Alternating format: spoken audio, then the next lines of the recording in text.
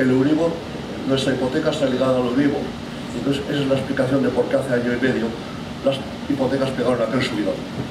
Luego, claro, si tú destinas esta parte de tu sueldo a pagar la hipoteca y sin modificarse el sueldo esta parte hace así, pues te queda menos para vivir y es peor, y compras menos y gastas menos y esto.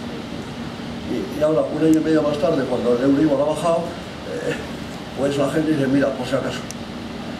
Ya se ha explicado todo, ya no hay más. Esto, bueno, que es muy simple, que no tiene ningún mérito, esto es facilísimo. Bueno, entonces, ¿qué pasa? Que todo el mundo hace la misma pregunta. Oiga, ¿esto cuándo se acabará? La última, ayer en el avión. Pasó la azafata y le dice, ¿quiere usted algo? Dice, un café, por favor. Cuando me trajo el café me dijo, ¿cuándo se acabará esto? Bueno, pues, mira, yo cuando empezaba estas conferencias, pues dije, hombre, si yo me pudiera saber cuál es el tamaño del problema, pues podría decir una fecha. O sea, exagerando. Si me dijera, estos son 300 euros, mira, los pongo de mi bolsillo y se acabó la crisis.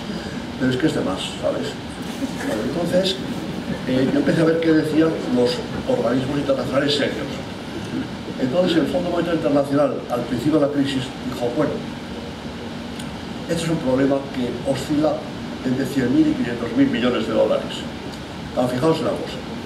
Entre 100.000 y 500.000 millones de dólares hay una diferencia tal que si nos la repartieran en partes iguales a los que estamos ahora aquí, la conferencia se acabaría en este preciso momento. Saldríamos corriendo todos a la calle ricos. Con lo cual la traducción al castellano de entre 100.000 y 500.000 millones de dólares es no tengo la menor idea. Luego el mismo fondo precisa más y dice son 2,2 billones. Los 2 meses más tarde dice son 4 millones.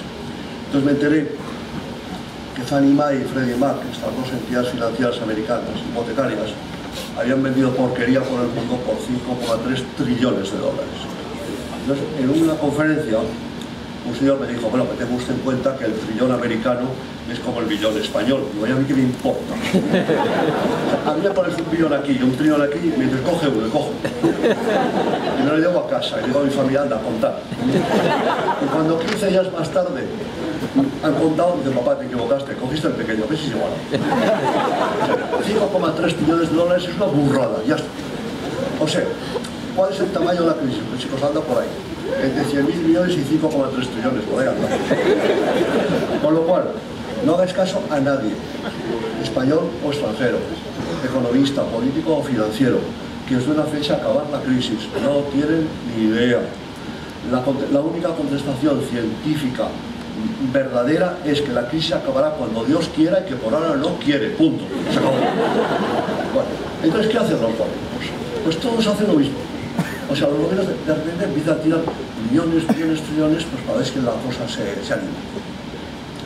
Y uno puede preguntarse, ¿y dónde lo sacan? Porque llega un momento que piensas que el tema es infinito.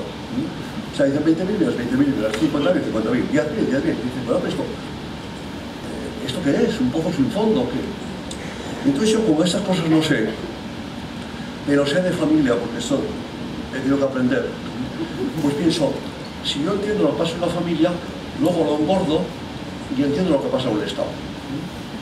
Entonces yo pensé lo siguiente, una familia que ingresa 100 y gasta 80, vive muy bien, a su nivel, ahorran un poquito y de vez en cuando experimenta una pequeña locura.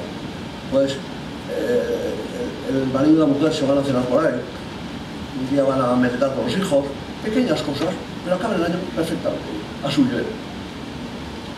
Una familia que ingresa 100 y gasta 105, bueno, pues mira, retrasan algún pago, consiguen que la abuela les preste unas perrillas, bueno, y salen de la vida. El año siguiente la abuela les perdona el crédito, gana, bien. Una familia que ingresa 100 y gasta 700, ni abuela ni gaitas. ¿Qué hace una familia que ingresa 100 y gasta 700? Bueno, pues lo primero que hace es, se reúne el matrimonio y dice, que ingresamos 100 y gastamos 700. Bueno, y entonces vamos a ver cómo podemos subir los 100. Y entonces empieza a decir, el marido le pregunta a la mujer, oye, ¿te subirán el sueldo? Y dice, no, y aquí tampoco. Vale. Entonces se acuerda de tener un apartamento alquilado unos alemanes en la playa y dice, pues habrá que subir ese alquiler. Y eso sube. Otra cosa que puede hacer esa familia es endeudarse un poco. pues empieza a tirar más de tarjeta de crédito que antes, van al banco y como le conoce al director de la oficina, pues le engañan un poquillo, le sacan unos euros, se endeudan. Otra cosa que pueden hacer es vender algo que tengan en casa, pues alguna cosa que han heredado, un espejo, no sé, algo que han heredado. Otra cosa que pueden hacer pues es retrasar pagos. Pues mira, van al súper y dicen, oye, ya te pagaré. Van a la farmacia y dicen, ¿me la apuntas? Vale, y mira, hacen eso. Bueno, luego pueden hacer más cosas, pero luego os las digo. El Estado, ¿qué puede hacer? Exactamente igual. El Estado llega y dice, bueno, habrá que subir ingresos.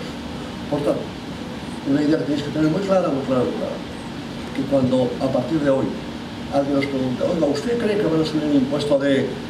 No le dejéis acabar, decir, sí, subirán todos los impuestos, todo. O sea, es una profecía que la podéis hacer tranquilamente y quedaréis muy bien. Y además, cuando mañana el periódico leáis, ha subido el impuesto de, no os disgustaréis, podéis decir, ya lo sabía,